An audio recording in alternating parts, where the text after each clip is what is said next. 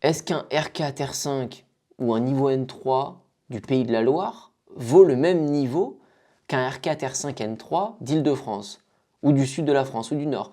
C'est toujours une question que je me suis posée. Et au-delà de ça, dans ma progression, je me suis toujours demandé, est-ce que dans les autres pays, mais bien plus loin, c'est-à-dire en Indonésie, en Inde, est-ce qu'un N1 de là-bas vaut un N1 d'ici, de France? Et je me suis pas que posé la question, je suis allé le vérifier et j'ai joué beaucoup de fois en Indonésie et j'ai beaucoup de fois filmé mes matchs. Quand j'étais R5, quand j'étais R4 et quand j'étais N3. Et j'ai eu 3 partenaires d'entraînement, un petit jeune, 14 ou 15 ans, que vous voyez ici et qu'on va analyser, qu'on va regarder, qui est niveau N3, mais un N3 indonésien. Un N1 qui a été ranking mondial que vous voyez ici, qu'on va analyser aussi. Maintenant que j'ai eu la chance de pouvoir jouer avec quelques N1 en France pour la série que je documente, je vois vraiment la différence entre un N1 de là-bas et un N1 d'ici, les différences de style de jeu et comment il faut s'adapter. Et j'ai aussi fait beaucoup de matchs avec un R5 de là-bas, qui est très bon aussi, mais est-ce que c'est meilleur qu'un R5 en France? On va analyser ces matchs tout de suite et vous allez voir les grandes différences qu'il y a avec les autres pays.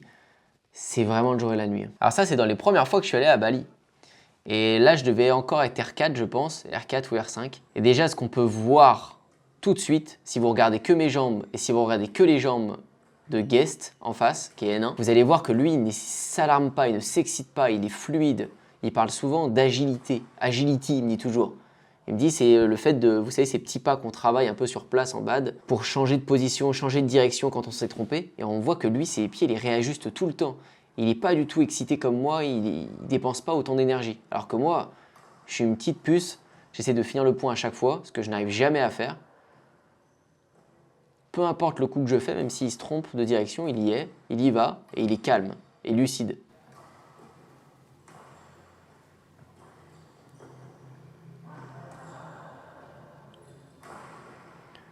Je dépense de l'énergie, je frappe, lui il attend. Voilà. Et il fait un petit coup, une petite feinte. Là j'en peux plus, et lui il a rien. C'est pas la même philosophie, pourquoi? Parce que je vous assure que dans ces salles, il fait une chaleur à mourir. C'est un délire. Toutes les salles sont parfaites. Vous posez pas la question, c'est des lumières sur les côtés qui donnent sur le terrain comme ça. C'est trop bien, on voit trop bien. C'est sur un mur vert avec un volant blanc. C'est parfait. Et ça, c'est la salle la plus nulle qu'on ait jouée. Sinon, on jouait sur des salles comme ça. On a l'impression que c'est des terrains de tournoi. Et celle-ci, on va dire que c'était un peu dans la meilleure salle qu'on jouait parce que vous avez une petite climatisation, enfin un ventilo plutôt en haut.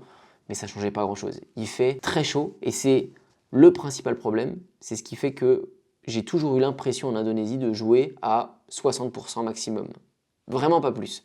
Sur un point sur 50, je joue à 100%, mais c'est mort. Après, ma séance est morte. L'air en fait est tellement chaud qu'il est plus chaud que mon corps lui-même. Et mon corps est transpirant. Vous voyez l'état de mon t-shirt derrière. Il y a toujours plein de sueur qui coule sur le terrain avec mon shirt qui dégouline. Du coup, je suis toujours en train d'essuyer, de glisser. Et pendant que j'essuie, je remets encore plus de gouttes parce que je suis à l'arrêt et que je sue. Je fais un rallye, je fais un smash, etc. fort. J'ai plus d'air, je reprends mon air entre le point. Je fais et là, je me remarque que l'air est encore plus chaud quand il rentre. Je fais mais comment je vais reprendre de l'air? Limite, ça me panique. Et c'est pour ça que eux développent ce truc aussi à être calme. J'en suis persuadé. Quand ils ramassent le volant, ils sont calmes, ils s'excitent pas, ils râlent pas, parce que râler, ça te fait perdre de l'énergie.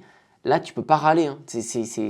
T'économises chaque souffle, tout ce que tu veux, tu l'économises. Vous voyez, tout le temps comme ça, sans avoir d'air, c'est un délire. Et eux sont calmes et focus. Donc, globalement, ils jouent chill avec moi, ils me font jouer, etc. Et même moi, là, moi, je joue à fond. Avec le niveau que je peux et l'air que j'ai, je joue au maximum. En réalité, quand ils jouent à fond, je mettais pas plus de 6 points. C'était 6 et 6 ou 6 et 9, très, très difficile de dépasser 10. Là, c'était un moment où je lui ai dit, s'il te plaît, mets les jambes juste sur un point pour voir ce que ça fait. Je lui disais, essaye de mettre les jambes. Donc il serre, boum, il s'oriente, il se match, terminé.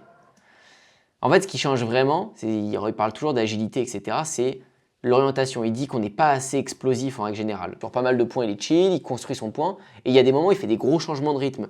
Mais les changements de rythme ne sont pas des changements de rythme que dans la main, c'est pas que je smash fort, c'est dans l'attitude, dans les jambes. Là, d'un coup, hop, il pivote très très vite. Il a pivoté en 1 seconde. Vu qu'il a pivoté vite, il est bien derrière le volant, il est bien armé. Et moi, là, je sais pas du tout ce qui va se passer du coup. Son pivot, son changement de rythme dans les jambes, me donne une incertitude totale. Je ne sais pas s'il va me faire une fixation et il va dégager l'onde court revers, s'il va se matcher fort droit là, je pense que je me dis qu'il va se matcher fort droit là d'ailleurs, je ne sais pas. Et donc là, il se match fort, mais en fait croisé de l'autre côté, j'ai même pas ma raquette, j'en sais rien. juste parce qu'il est parti à changer son rythme et à partir fort sur les jambes. Et il dit que ça, on ne l'a pas assez. Il dit on parce qu'il parle des Européens souvent qui voient ou qui viennent en Indonésie. On n'est pas assez explosif, pas assez agile. On ne fait pas d'exercice d'agilité vraiment sur les pieds. Après, vous le voyez, il est reparti chill, tranquille, voilà. Là, il ne va même pas chercher à être vraiment derrière le volant pour me mettre de l'incertitude. Il joue avec moi. Et moi, moi par contre, j'essaie de marquer à chaque fois. Vous voyez, je smash. Voilà, lui, il me renvoie tranquille. Vas-y, continue ton affaire, Antoine, vas-y, montre-moi. J'essaie de fixer comme je peux, je refixe. Je sais pas quoi faire. J'essaye, je varie. Regardez ça. Hop là, il me met en retard en 2 secondes. Des petites feintes, des fixations, il en a plein, ça me faisait trop mal. Là, regardez, dans ce point, je vais tout donner. Je l'envoie au fond. Je smash croisé. Je le renvoie au fond. Je me dis, bon, allez, on varie, on va de l'autre côté. Je slice là-bas. Je le mets revers croisé bien. Je me dis, allez, mets du volume, Antoine, emmène-le au fond. Donc, je dégage au fond. Je fais un petit revers au filet. Ok, bon, je me dis, ramène-le au fond. Allez, mets du volume, ça va passer. Ok, regardez. Là, il me donne un truc facile. Le volant, il est là. Le volant est là. Moi, je suis là, je suis armé, je suis au milieu du terrain. Donc, il se dit, bon, il va se matcher fort là. Je vois qu'il est prêt en plus. Ok. Je me dis, je vais pas vouloir finir trop vite. Je vais apprendre de mes erreurs. Là, j'ai bien construit, j'ai tenté plein de trucs.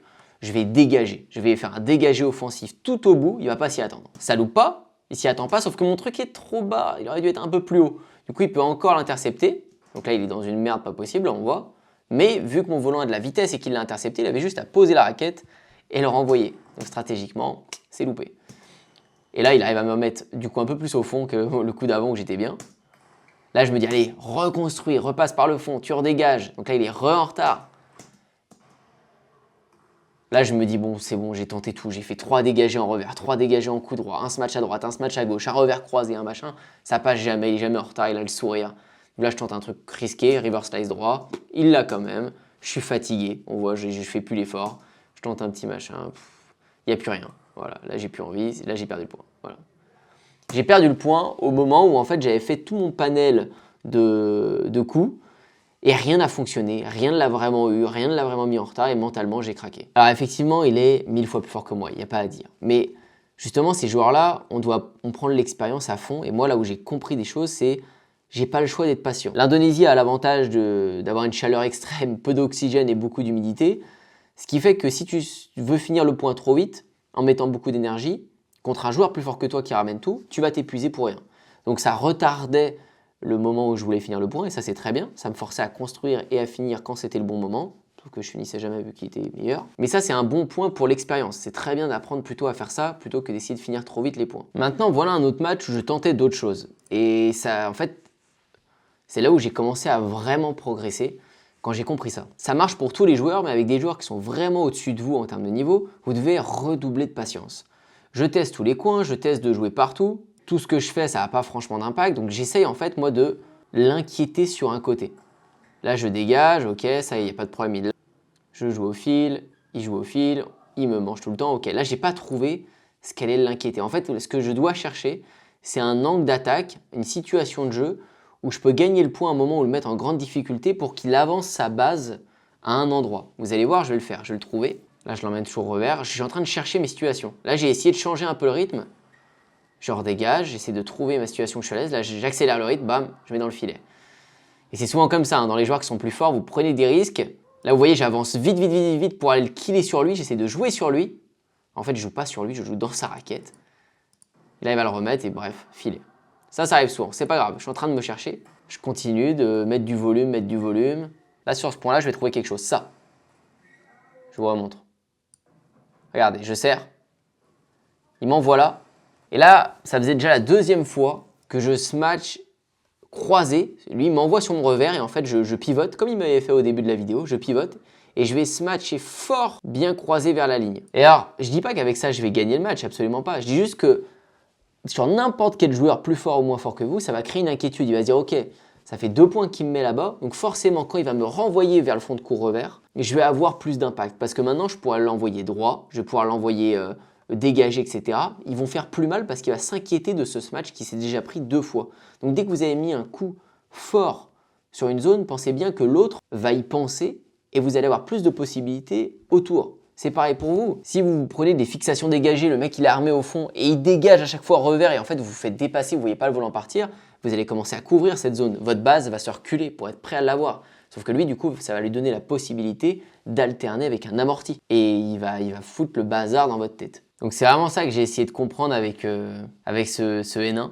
Je jouais contre un jeune, du coup 14-15 ans, pareil, même niveau que moi, N3, mais du coup c'est marrant parce que là, du coup, les gestes ont plus d'impact.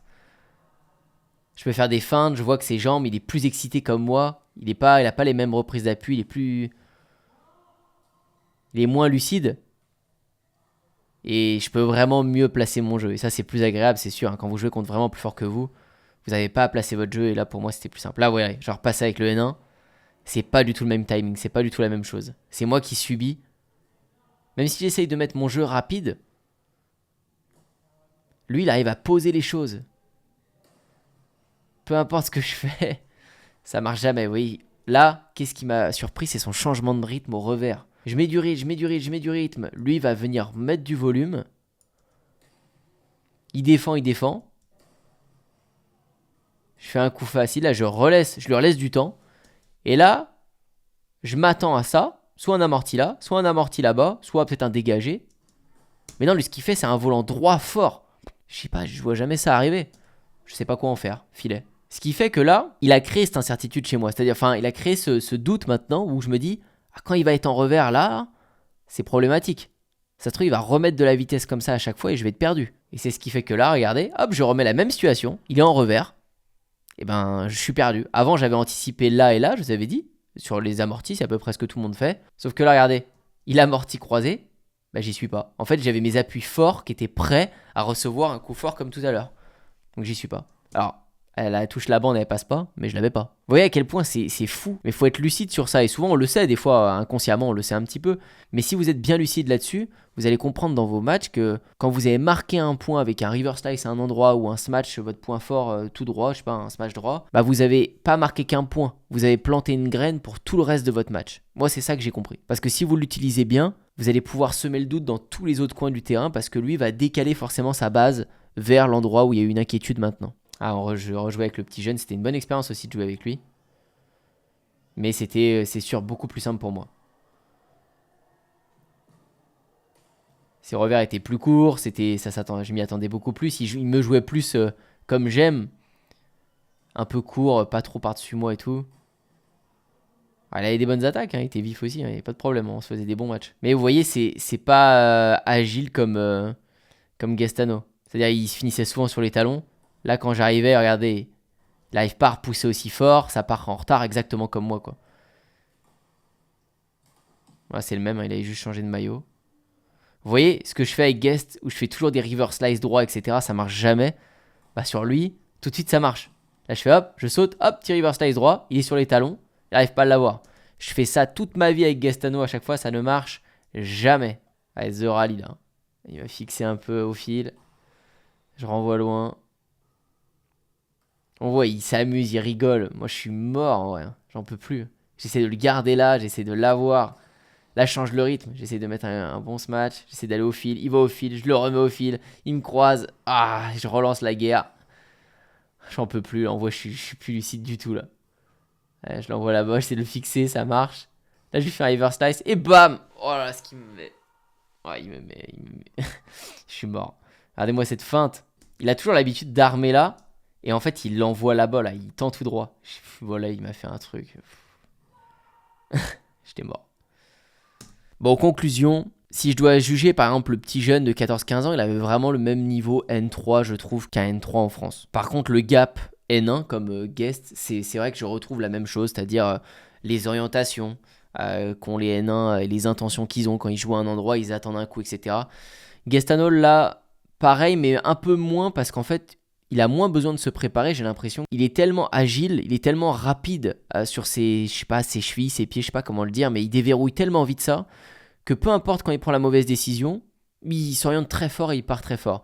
Et il a une très très bonne lecture de jeu. J'ai vraiment l'impression que si je le coince pas au fond de la ligne du fond et au filet vraiment ras, il bougera pas. Il a pas besoin de bouger, il tendra le bras, il va l'avoir. Et il a cette capacité à me démotiver parce que je peux faire n'importe quoi, il le ramène et c'est ça qui est beau. On voit la marge de progression qui est énorme parce qu'il a juste à être patient, me fixer et attendre. Et moi je vais de mon côté tout se matcher, tout faire des slices, accélérer, faire des dégagés offensifs de fou pour marquer le point. Il n'y a rien qui fonctionne, donc je m'épuise et je perds tous les matchs avec lui. Mais j'ai pris beaucoup d'expérience, comme je vous disais, il m'a forcé à comprendre qu'il fallait être patient, il m'a forcé à comprendre que rien qu'un point, ce match bien placé et je marque contre lui, c'est un truc. Il faut que je le garde parce que des fois ça débloquait un petit peu quelques points sur le set, vu qu'il devait décaler sa base ou ça lui créait une incertitude sur un endroit du terrain. Ce qui est compliqué avec l'Indonésie, c'est juste qu'il fait tellement chaud que je vous disais en début de vidéo, j'ai l'impression de jouer à 60% tout le temps parce que dès que je joue à 100%, je suis essoufflé comme un malade et j'arrive pas à retrouver d'air. J'ai l'impression d'être paralysé, que mes jambes se tétanisent. C'est vraiment trop. Et quand je reviens en France, je me dis waouh, je peux enfin rejouer à 100%, même si je suis mort entre un point. On récupère très vite. Là-bas, on récupère pas. Des fois, ça me foutait ma séance en l'air de me donner trop vite. Et je pense qu'il faut peut-être 1 an pour s'habituer à là-bas parce que des fois, je restais 1 mois et j'arrivais pas à m'habituer. Donc, je sais pas, mais très bonne expérience. Pour l'anecdote, le N1 là qui jouait avec une Arc Saber donc de chez Yonex en contrefaçon. Donc elle valait 30 € parce qu'il avait plus trop l'argent pour se payer une vraie Arc Saber, il s'en fichait un peu. Avec un cordage tendu à 9 ou à 10. Pour vous dire que c'est pas le matos qui fait le joueur, ça on le sait tous. Mais quand même c'est encore plus insolent quand on sait ça. Et quand on voit cette belle image de fin où je suis mort par terre et lui est mort de rire. Alors je vous souhaite vraiment de le vivre et de le faire. Ça coûte pas cher en plus de se payer un coach comme lui. Et un Européen qui va en Indonésie, il est un peu le roi du pétrole. Après le billet forcément coûte un peu cher. Mais si vous pouvez vous le permettre un jour, si vous avez un voyage, même famille ou j'en sais rien, et vous pouvez en profiter pour glisser une raquette dans votre valise, n'hésitez pas à le faire parce que c'est de très bonnes expériences et ça permet de progresser. C'est certain. Ma question pour vous aujourd'hui, c'est de savoir si vous avez déjà joué dans un autre pays. Dites-moi ça dans les commentaires, si oui, lequel, et puis sinon, c'est non. Ça m'intéresse de savoir. N'oubliez pas de liker et de vous abonner à cette chaîne YouTube si vous avez kiffé. Et puis si vous voulez participer encore au concours, il y en aura plein d'autres qui vont arriver. Donc je vous ai dit, il y a plusieurs raquettes à faire gagner. Profitez-en pour vous abonner maintenant, comme ça, ce sera fait et vous serez sûr d'être inscrit au prochain concours. Je vous dis à très bientôt pour la prochaine.